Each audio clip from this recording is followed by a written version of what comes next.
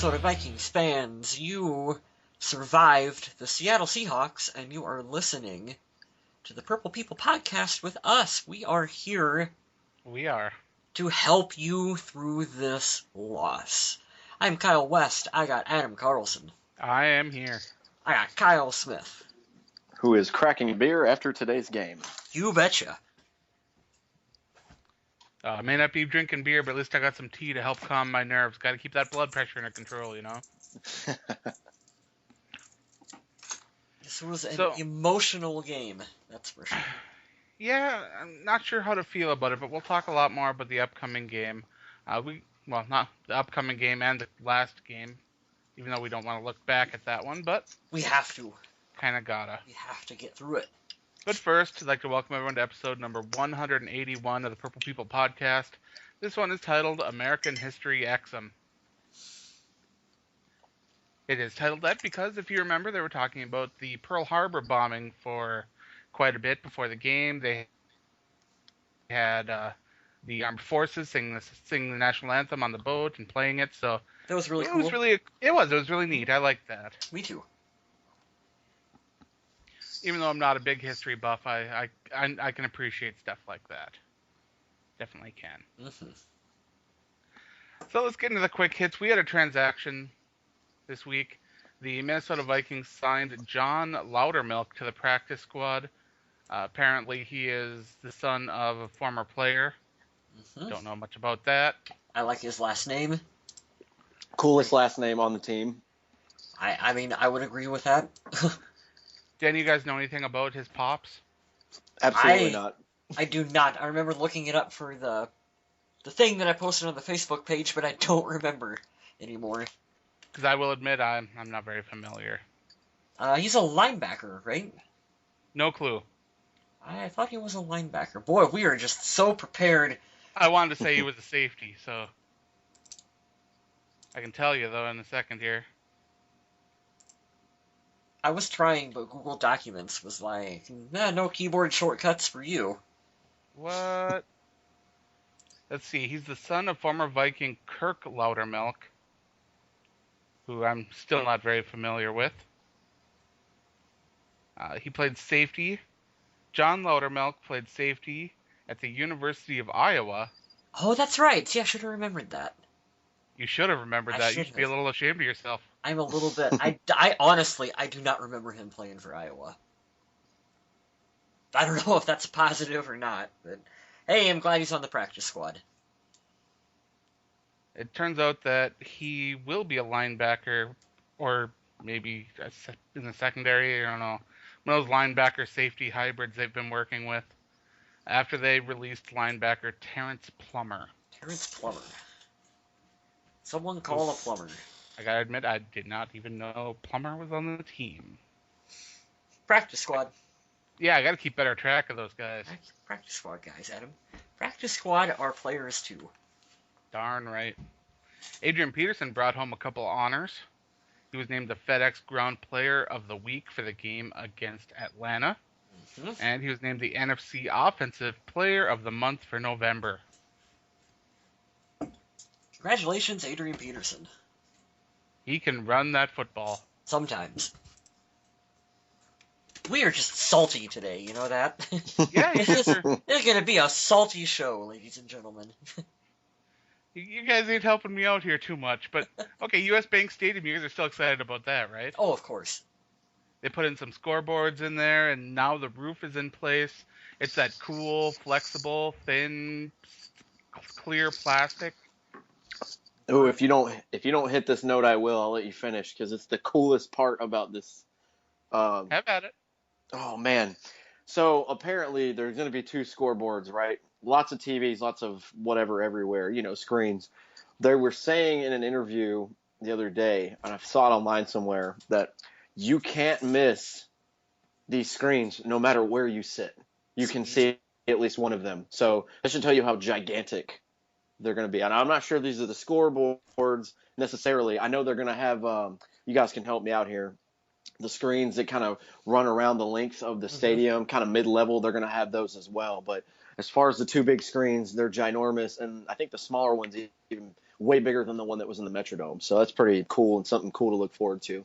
Well, my TV in my bedroom is bigger than the scoreboards that they had in the old Metrodome, Oh, so that's not going to be too hard to beat. And it's going to be really nice having the sets everywhere because you really had to be in specific spots to see the ones in the Metrodome. Just all around, everything about this is a pretty big time improvement.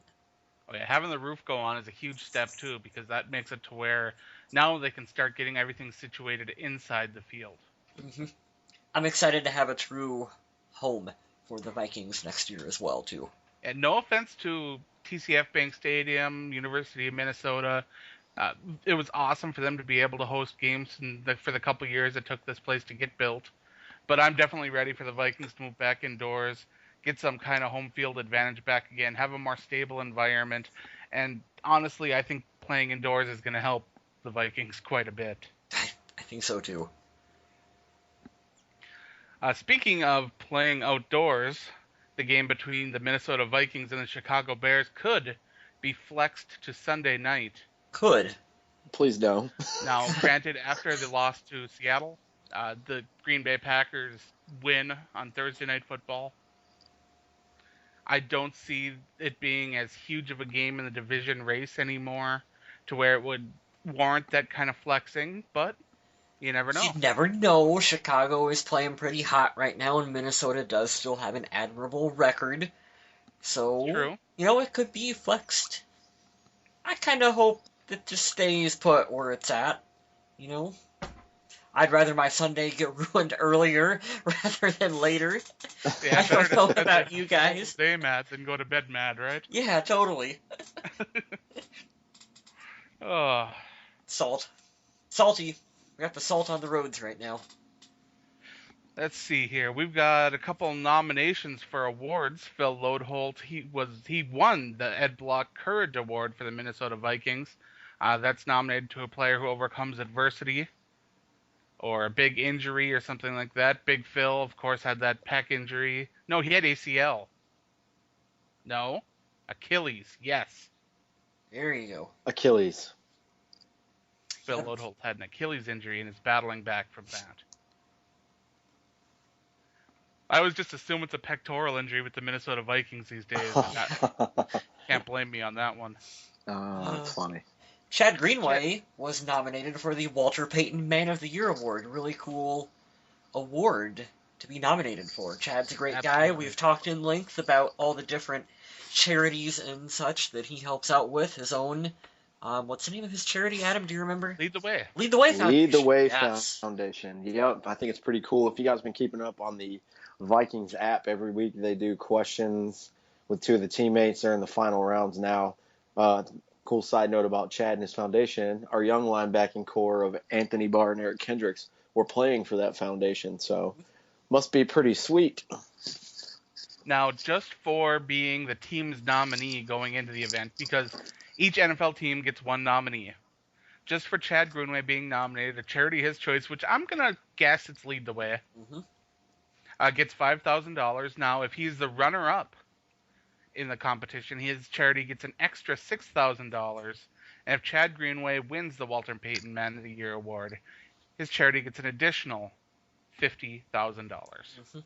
What I really like is that they're taking the time during the broadcasts to spotlight each player for each team that gets nominated and talk about them a little bit because, we say this so much.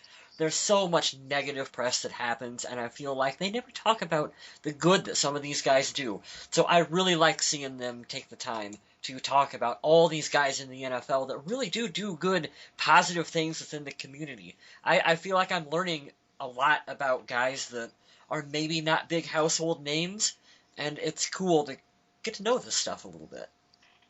What I think is neat is I know that we are one of the few people that will actually take time out of our broadcasts or out of our time on Facebook or Twitter to talk about some of the stuff that these guys are doing for charities or out of goodwill or just in their own free time.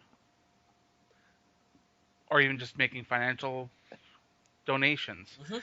And those kind of things are overlooked in the NFL so much because the emphasis is put to the product on the field so much that, honestly, I think the NFL would like almost everything that happens off the field to be ignored, and I can't blame them with how hungry people are for negative publicity. Mm-hmm.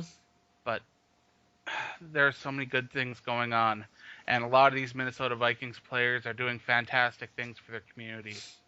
And it's a shame that that doesn't get recognized as much as it should. This next quick hit, Adam, is kind of ironic. This is kind of funny. At the Winter Park facility in Mankato, Minnesota. No, Eden Prairie. Mm-hmm. The Minnesota Vikings hosted the punt, pass, and kick competition So, for young kids.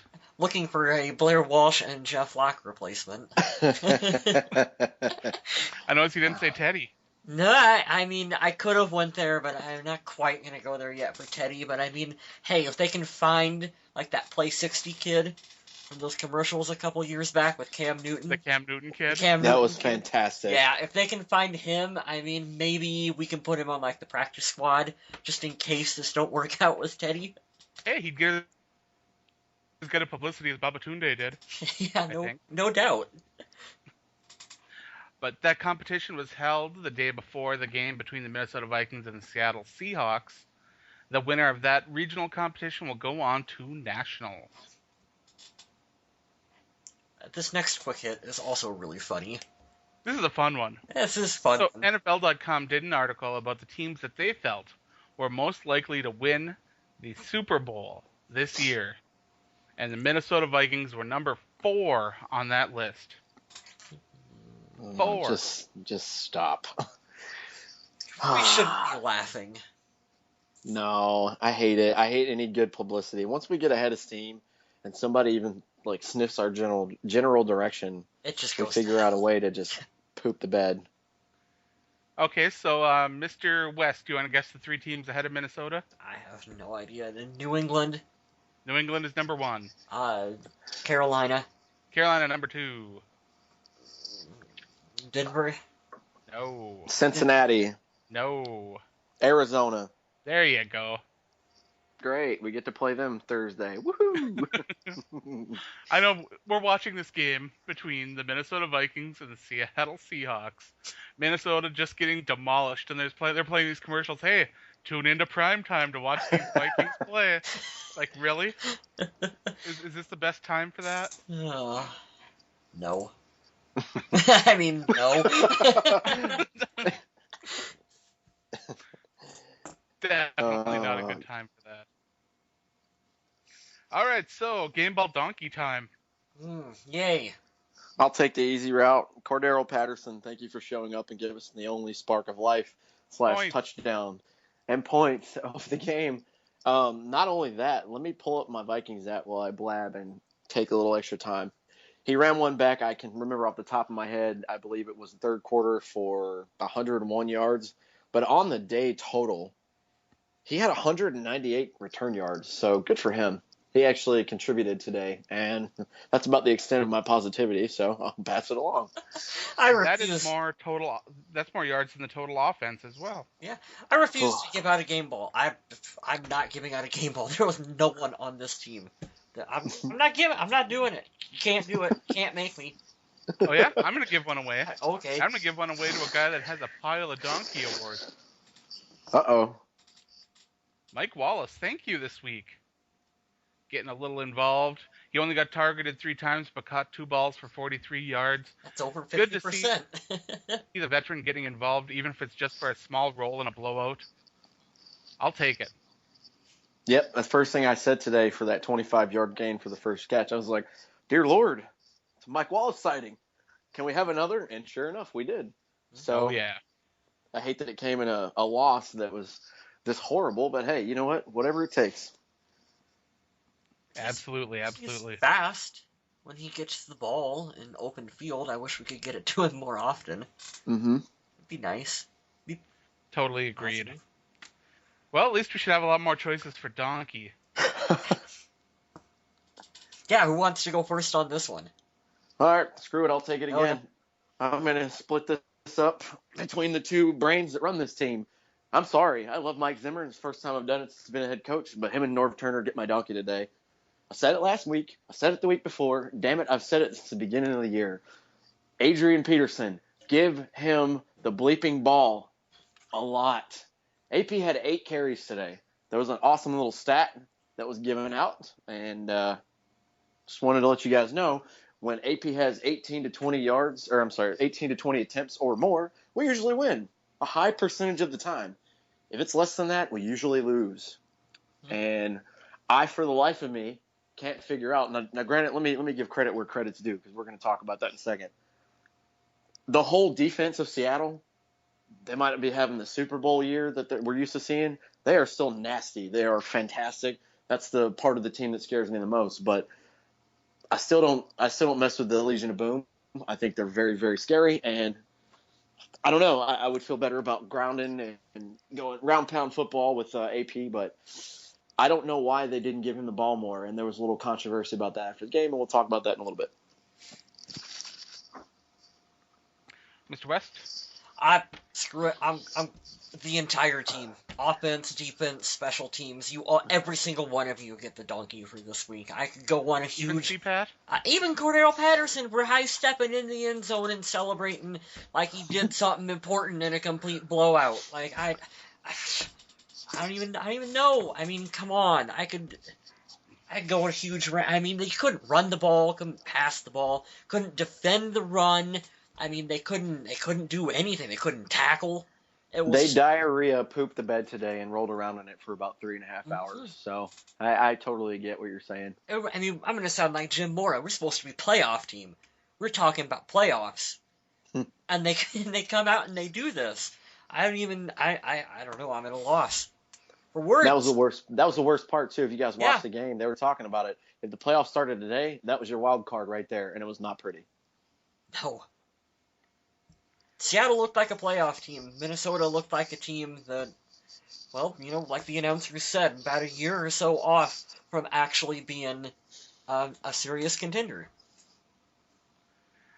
Now, I could have probably just hit random and picked a player, but I'm going to go with a guy that I don't think should be starting anymore. I do believe that it is time that the Minnesota Vikings give up on trying to play Brandon Fusco at left guard. It is not working. It's been an absolute disaster. I actually think that the Vikings should move Zach Kieran into center so that Joe Berger can play left guard. If I were in charge of the team, I would make that move right now. Something has to be done, and I honestly don't think that what you just said could be any worse. Any possibly worse than what they already have. If you guys want to send us a message, because I'm going to ask a question for all three of us on the spot here. Is offensive line the most glaring need that we need to look at come the draft, no matter what position we're in? I vote yes. I don't know, because it's hard. If this offensive line is healthy, I think that with John Sullivan out there, and then competition for the left guard position, if Berger sticks around for another year between him and Fusco, and if Phil Lodeholt can return, I think this is a completely different offensive line, and I don't think a draft pick is needed that desperately. I mean, sure, depth all over the place, yes, of course. But I don't think that should be a reach in the draft or anything like that if there's a more talented player available. I'm going to agree with Adam to an extent, but I think you're also counting on Sullivan, who's getting maybe up there and has battled some injuries now, being able to stay healthy. Lodeholt's been banged up a little bit. Khalil's been up and down. So you're looking at guys that when they're healthy, they're a definite improvement over what we've got playing right now, but if they're healthy. So can you spend maybe a couple more high draft picks and bring in some guys that maybe... We're going to have the money. Yeah, maybe. We're going to have good money next year, but that's my biggest concern. Yeah, will we trade AP? No, absolutely not. I'm gonna ride him until it's a glaring Brett Favre, Peyton Manning deal. No, he needs to leave. But that's what I'm getting to now, and we can start with the quarterback if you guys don't mind, since we've handed out our game balls and donkeys. Teddy Bridgewater, he doesn't have the biggest arm. We are okay with that. We understand that. We're not asking him to throw down the field like Aaron Rodgers. If he can, by all means. But one of the things that's going to knock his game for me, and it's always going to be in question, is the pressure that he gets. I love the kid's choices. I love his game smarts. Now, he's not the best athlete, but his brain and his knowledge of the game gets him by. But this kid is under pressure like 60 to 75% of the time.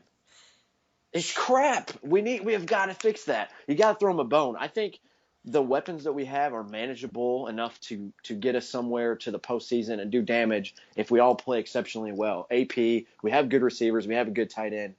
But this kid was knocked around today, and it was hard to watch. It was. But let's difficult. Be honest, a lot of this too, like you said at the beginning of the show when you gave your donkey away, a lot of this is on the offense, who is still having Teddy Bridgewater complete these 5, even 7-step drops. Mm-hmm. And having these plays that take way too long to develop when there's an offensive line that's struggling to pick anybody up. When the Vikings are keeping the tight ends in and the running backs in, and Teddy's still getting sandwiched from both sides, that's sick. Can't double team everyone, and I don't know what they can do. I don't know what they can do. I don't know. It's absolutely sick. It's a major adjustment, the glaring need. Blair's like a thing we got to look at for sure, see if we need to bring competition in for him.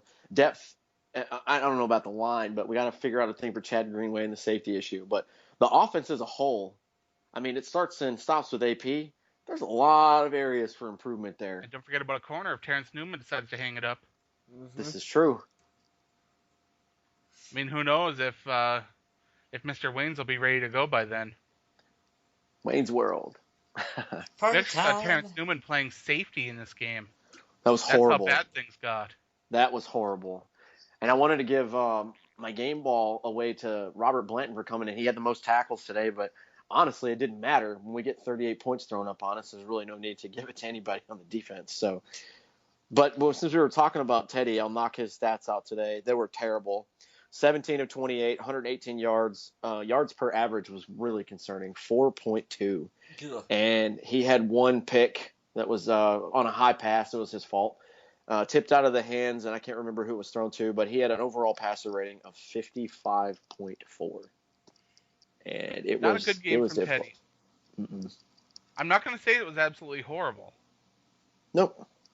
But it was not good. Our 118 yards total passing is pretty awful.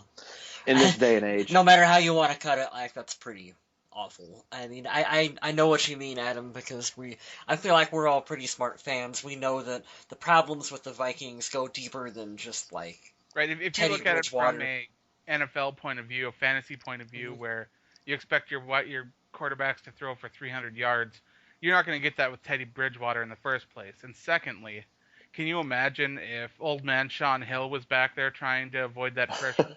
I do not. That is frightening. Yeah, I'd be scared for him. Mm-hmm. People underestimate Teddy's ability to be able to scramble and make time, get passes open, and he's doing it because he has to. He's not doing it because he feels more comfortable on the run or it's a planned bootleg. He's doing it because he needs to get the hell out of there. Mm-hmm. Yeah, the consistent pressure. It's rough. It's absolutely rough. The consistent pressure that he is under is not. No quarterback could succeed with that kind of pressure that he is under. I mean, you put Tom Brady out there in that situation, and he's going to be hard pressed to make plays. True. I don't know. It's just it's frustrating. And we can come up with as many excuses as we want, but as an offense, we had on the field today was not acceptable.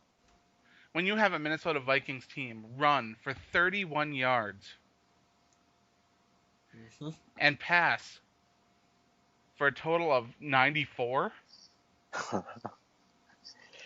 that's after the 4 yards or the 24 yards from the sacks are taken away. 94 and 31. Sick. Absolutely sick. But the problems are much bigger than just the offense. I mean, we mentioned about Jerick McKinnon being probably the only somewhat bright spot in the running game, 4 carries for 18 yards. And that's disgusting that we have to call that our shining Hey, stat of the day. Yeah, it was a good performance. Him and Adrian combined 36 yards. I just. And don't forget that nifty little play that Norv Turner said, hey, let's try this trick play and flip it around to Diggs. That I hate trickery. You listeners of the show know that I absolutely hate trickery, especially against a team as disciplined as Seattle. They are not going to bite on that. I love me a good trick play when things are going well and you're in an offensive shootout and, you need to try maybe fool the team a little bit and you can run something like that. But when You know what's better than a trick play? Screens, just slants, drags, something. Anything to get a wide receiver open quick and get some yards after the catch. You don't need to throw the ball for 12 yards. On first down, drop it off to a guy that's got a couple steps on a defender and let him run for a couple yards after the catch. Well, that's what this Vikings team needs to be doing, and it's not happening. And here's the problem. None of the receivers are getting any yards after catch. For whatever reason, they're just play calling. They're just not. Pitches, we're seeing comeback routes. We're seeing play calling and that I've been ripping on it for the past couple of weeks. I don't get it. Couple weeks, couple years. I mean, I know it's a different coordinator. Well, I'm saying under the new regime. Yeah, I mean, geez, I feel like you can go clear back to Ghost of Bill Musgrave and Brad Childress and look at some of these stupid things that are just continually plaguing the Vikings. And I don't understand it, and I can go on a really unpopular rant as to why I think part of that is, but maybe I'll save that for another show. That's your call, man. Jarius Wright, 2 catches for 24. Stephon Diggs, 2 catches on 6 targets. Yuck. For 22 yards. Kyle Rudolph, 3 catches for 13 yards. That, honestly, if you'd asked me if Kyle Rudolph made a catch in this game, I'd have been like, maybe. I don't remember. Jerick McKinnon, 3 catches. Oh, Kyle Rudolph was 3 catches on 4 targets. Sorry. It was Jerick McKinnon with the 3 catches on 6 targets for 6 yards. That one pass was at least 5 yards behind the line of scrimmage. That made absolutely no sense why they'd even catch that. Adrian Peterson caught all 4 of the balls thrown his way for 6 yards. Yes. Woo. Jackpot. So yeah, the offense was rough, but the defense didn't get much better. Robert Blanton led the way with 9 tackles. Not a single pass defense on the Minnesota Vikings roster. We had 2 sacks from Brian Robinson. And should have been 3. Pretty sweet roughing the passer penalty. Yeah. That was another one, and that's this part of the thing that I wish I could go on a rant this week, but I don't want to talk about the other team that's in the state next to Minnesota, so I'm not going to do it. But if you guys didn't see that, please look it up. You'll be as furious as I am about it. And while you're at it, check out the offensive pass interference on Jarius Wright. The non-call on the offsides that turned into an illegal shift somehow. I mean, guys, we're not trying to say that the Vikings would have won this game had it not been for the referees. The Vikings outplayed it would exactly. But you pile on stupid calls like this on top of an already struggling team, and then that compounds itself with other actual penalties, and it's just frustrating again. It's just so irritating because you want to see that consistency. And you know what? I refer back to my Smart Aleck one-liner. You have one job. One job. I'm not saying it's easy. I'm not going to go that route because I've never done it. But this is becoming an issue. Just like of the game that I won't mention from the other day, a face mask call, phantom face mask. You look up a Vikings game with same said team. Another player's hand was in Teddy's face mask. It was inside where his eyes were. No call. The officiating is a whole nother story and a whole nother rant for another day. But there were a lot of some iffy play calls today, if you will. So if you missed it, don't worry. It won't do any good for your blood pressure, I promise. You know what? No. I should have given my game ball to Linval Joseph, because you can see how important – I'm serious right now. You can see how important he is to this team, because holy poop, with him not being in there for Minnesota, Jesus, this was a bad defensive performance. In And Not my only opinion, that, the best 3 players on each level mm-hmm, were gone. yeah. yep, that's exactly where I was going. Anthony Barr, Harrison Smith didn't make it through the first quarter, and they were out. So that's got to First give you a little quarter, bit of first a. series. Was it the first The series? first series. Yeah. Yeah. Pretty Then we rough. then we then we had some the backup safeties get banged up. Terrence Newman had to play safety a little bit later in the game. So And we got what's Anton Exum had a nice fumble recovery, but he also couldn't find an angle for the life of him and struggled wrapping up anybody that he came near. and I'm sorry, Jason. What the heck's his name? 59, Jason Tresnick. Yeah. Where did this clown come from? I mean, can't. the bench. Yep. Yeah, I realize it's the mid-season pickups like this. It's best available out of absolutely no one. So what do And you if you're on expect? Twitter, all you see is, well, thanks for getting rid of Michael Mauti and Gerald Hodges. Oh, F those guys. They wouldn't have mattered in this game. You know, like they're Navarro Bowman or something. Now, Yeah. what is Gerald Hodges even doing right now? They won this week. What? Yeah, but I mean, does he even have any good You stats? should have said Michael Monty because they lost. I don't know. I didn't watch any football after the game today. I was just like, nope, I ain't doing it. I had to watch more football to forget the football that I watched at 1:00. Oh, It was bad. But I would like to talk about Daniil Hunter for a second. I Athletic. know how much I talk about him being a raw talent, so physically gifted. One of those guys that I thought it might take the coach a while to develop and turn into a decent player. Not only is he turning into an explosive defensive end that can get to the quarterback and make some pressure, they're playing him at defensive tackle once in a while now mm-hmm. in pass rush situations. I am really impressed with how this kid's coming along, and honestly, I'm loving what I'm seeing from him. And that's hard to come up with something positive from this game, but that was nice. That was nice to see. I agree with you, Adam. One of the rare bright spots that you can point to in That was this a one. nugget right there. And you can If you go. read my my game reviews on the Viking Age, my top 3, number 1 was defense, number 2 was offense, and number 3 was special teams. And number 4 was coaching. Hey, on the positive side, Blair Walsh didn't miss any field goals. No. Because he didn't have to kick any. Couldn't even get in range for one. Yeah. Did the Vikings even cross midfield? Yes, they did cross midfield, but it wasn't far. Jackpot. Good stuff. So there was that. All right, I don't know if we covered everything. Can we move on from that? Get into this. Jeff another Locke, game. 7 punts for 281 yards, 2 within the 20. Not a bad day for Jeff Locke, considering he had to punt like 57 times. Hey, there was a game ball. Shout out. Jeff Locke more yards than kick return and offense combined. Oh boy, that's It's so sickening to talk like that, but it's true. It's damn true. it's kind of funny. I mean, This game to me laugh never about passed off from horrible and angering into hilarity. As a Vikings fan, I sometimes make that jumper on the third quarter if it's a blowout. I just start laughing and being like, "Oh yeah, that's classic." The Josh Freeman game was funny. Like that hit a point where that was just like, hey, this is funny. How this game didn't get funny. Yeah, it was just angered. Just anger. I wanted it to get funny because that's my coping mechanism. Salt. I laugh at the stupid stuff and be like, Salt. "Oh man, this Salt. What else could happen?"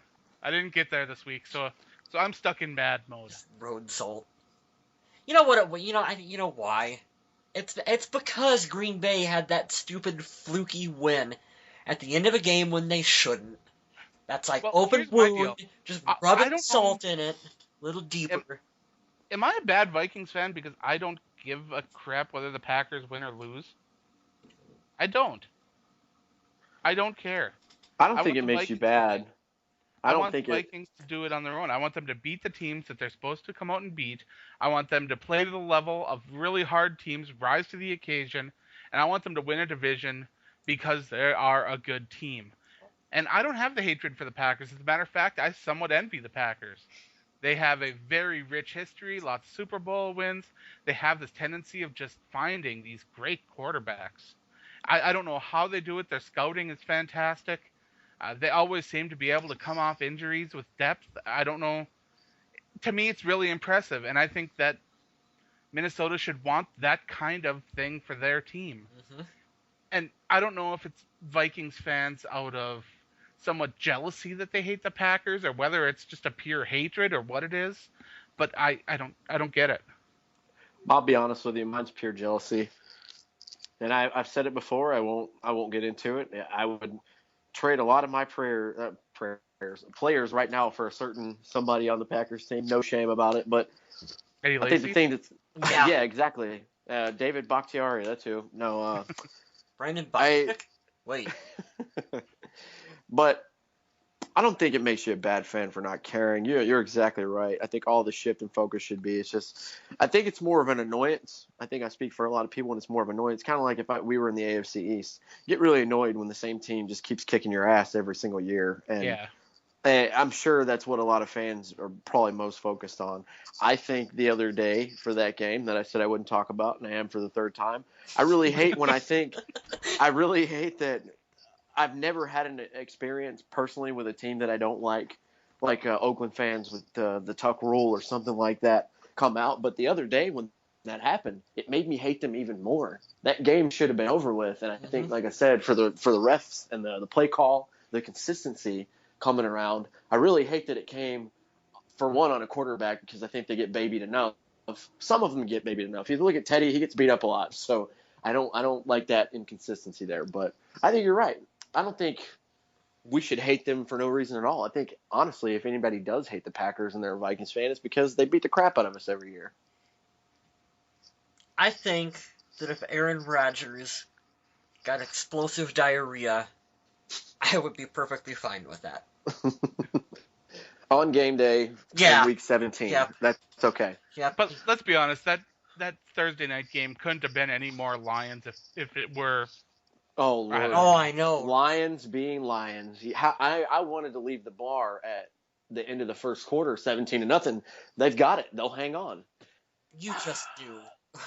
Oh. Classic Lions.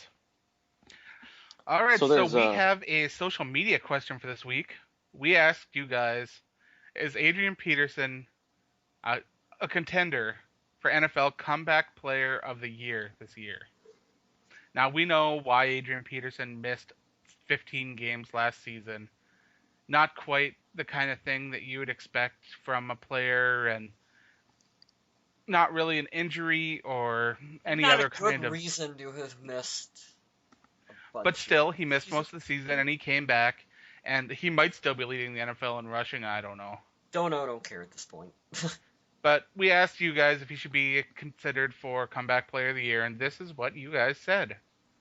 Ben Buss says he shouldn't be Comeback Player of the Year. His issues were self-imposed. There are far more deserving players for the comeback title.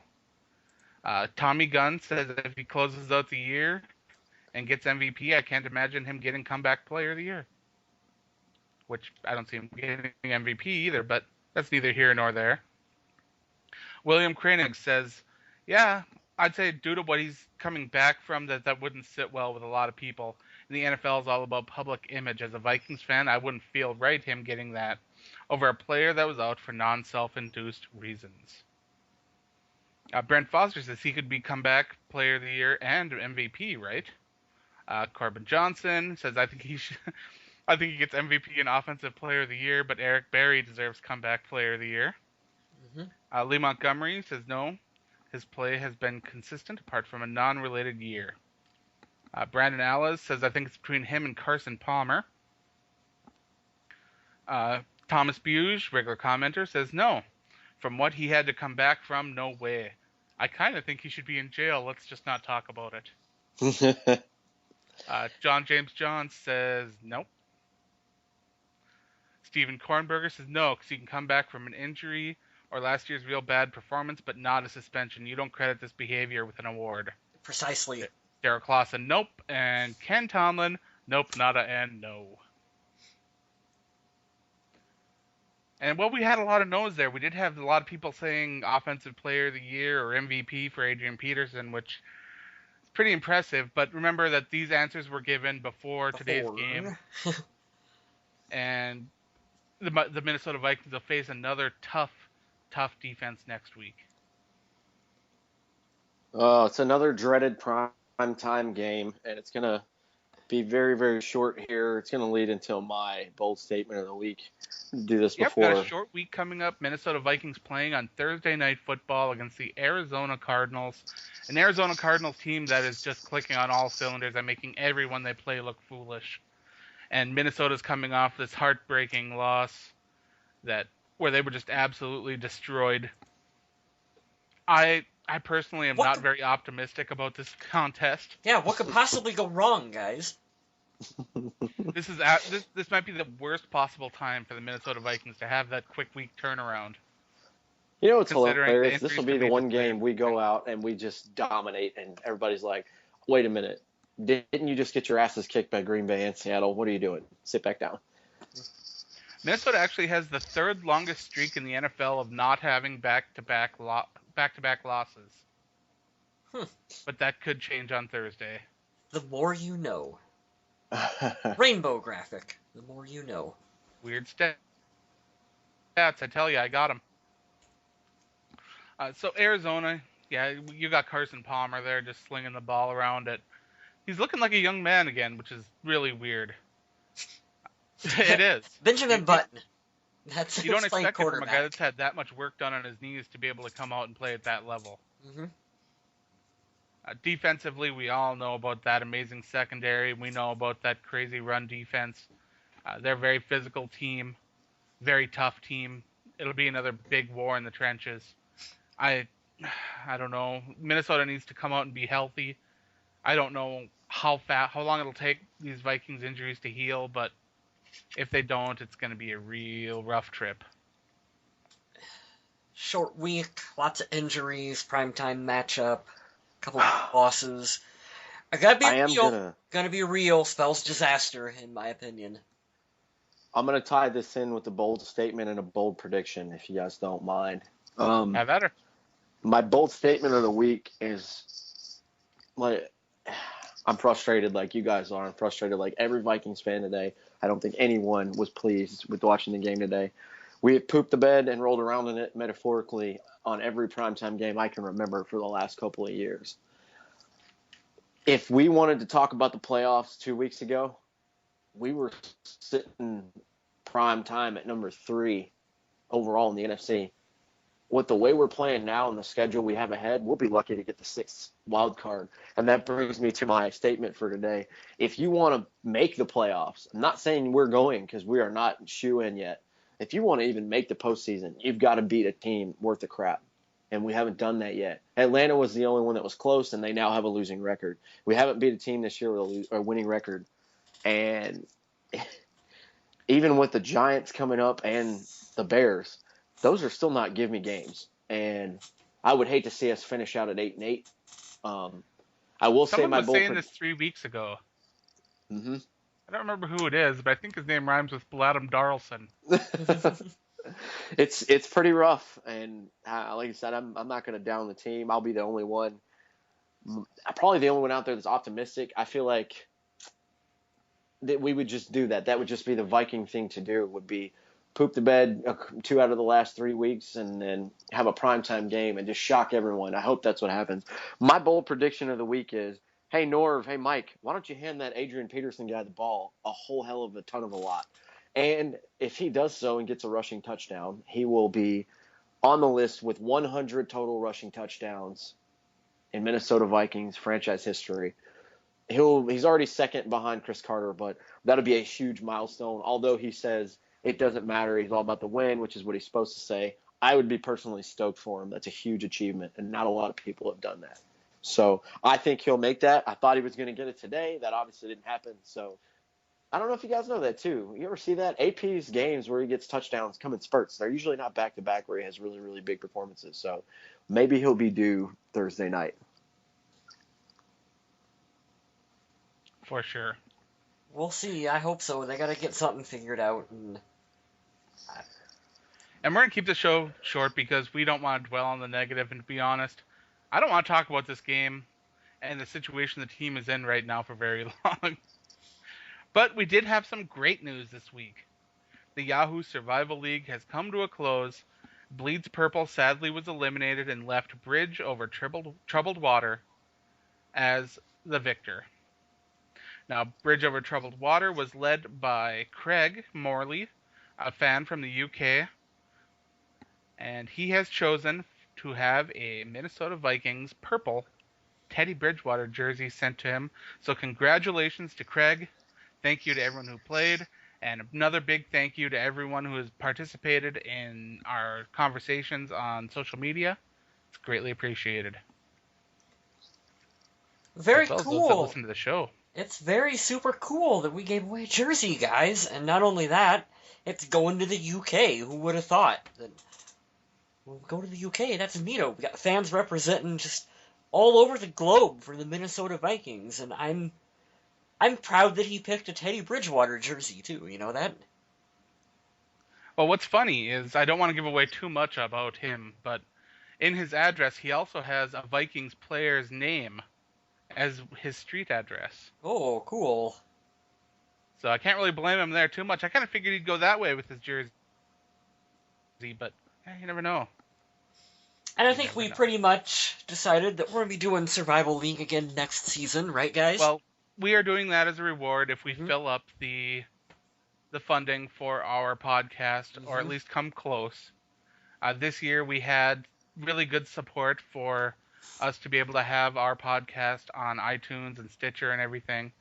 And I believe we haven't had a single issue ever since we upgraded to the premium version rather than the free version. Yeah, I think everybody's been able to listen when they want to, which is amazing and awesome. A lot of fun. And so if we can do that again, we'll definitely do this. And to be honest, we could probably even throw in a second place prize. We've been talking about that idea. And even though this year came real close to there being 2 champions, as a matter of fact, the other team picked the Chicago Bears to win. And it looked like they were going to win with that field goal there going into overtime, short field goal that just ended up being shanked. And that's the joy of survival football. It can make you interested in games you don't even really care about, to be honest. Totally. But we would absolutely love to do this again.